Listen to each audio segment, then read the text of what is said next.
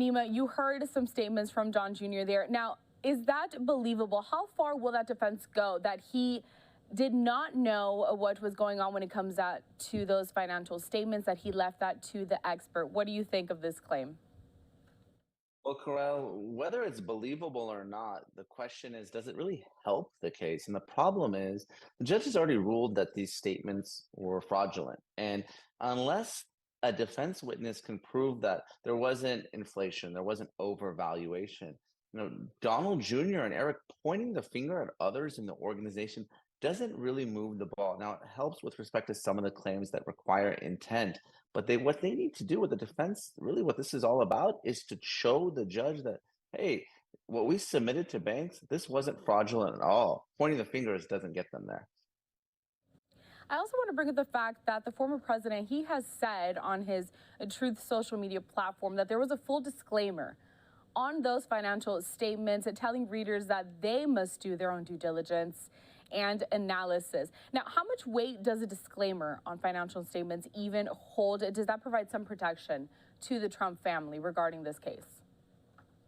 Well, the Trump family and the organization has already raised this argument, and it's been rejected by the judge. So this isn't even a situation where we're dealing with a jury. The judge has held that disclaimer, that's not enough. What you submitted was still fraudulent. And also what we heard today is there's actual loss. The judge said, well, it doesn't matter if you made your payments on time, but what experts testified today was that no, there was a more than $100 million loss to these banks, because had these financials been accurate, they would have provided different loan terms that would have been more favorable to the banks.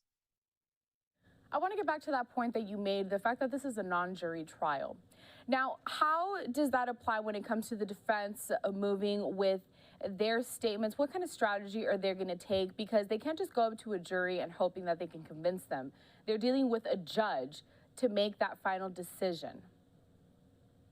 This is a very difficult position for Trump and his organization to be in. The judge has already granted partial summary judgment on certain claims, saying that they're fraudulent. So it's not a question of liability, who's at fault, but really what the damages are. Now, there still are some claims that have to be determined, some of the fraud and conspiracy claims, but this is a bad situation where the finder of fact has clearly found against you, has fined you, essentially held you in contempt, issued a $5,000 fine and a $10,000 fine. I mean, it's clear from his statements from the bench that he is going to issue some sort of judgment against the former president. I don't know if it's going to be the millions, tens, or potentially even hundreds of millions of dollars, but things are not looking good for the defense here.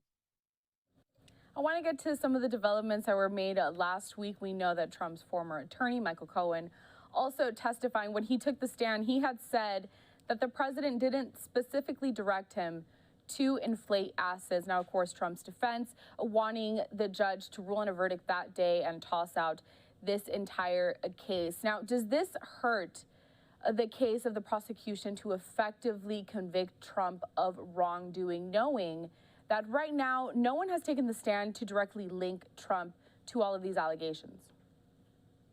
Well, again, this is a civil case, not criminal. So there's some of the claims that really don't require intent. The organization is liable for fraud committed on its behalf, regardless of who did it. But there are some that do require intent. And what Cohen said was, look, you got to understand, you're dealing with a convicted felon. So if you're the attorney general's office, even though this is a civil case, you're used to dealing with people like this all the time as cooperating witnesses. So someone that has admittedly lied before is going to get beat up a little bit on cross-examination. That being said, Donald Trump doesn't have to say the specific words, hey, accountant, commit a fraud, as long as he is giving some sort of direction and it's clear that folks are acting on his behalf, that's enough. Most criminals, and I'm not saying Donald Trump is a criminal, but most criminals aren't stupid enough to specifically ask someone to commit a crime. I mean, that's a good point that you made right there. I guess that could be something to take into consideration. Of course, no one's going to directly try to link themselves if they committed a crime. So now, earlier today, the court denied Evanka Trump's request to delay her testifying in this case. She's going to take the stand next week, and we know that the former president going to take the stand again on Monday following the weekend. Thoughts on when we can expect? What does the court expect to get out of Evanka Trump? What may the former president also say? Well, expect fireworks as soon as Monday when Donald Trump takes the stand. I mean, it's going to be combative and it's going to be fascinating. We're really going to be seeing American history. I mean, obviously, Trump took the stand to defend himself with respect to an allegation regarding the judge's clerk, but now he's going to have to testify and be subject to examination and cross examination from the Attorney General's office. Ivanka, of course, wanted to stay out of this case, was successfully able to get her claims dismissed, but she's still a witness in the case, and she tried to argue to both the trial court and the Court of Appeals that she shouldn't have to come all the way from Florida. She has kids, but that was rejected this evening, so she's going to have to show up as well. And then one final point, Neama, that I want to make before I let you go in this conversation. We know that the judge issuing that partial gag order, already fining Trump for the things that he's been saying on his social media platform, and he continues.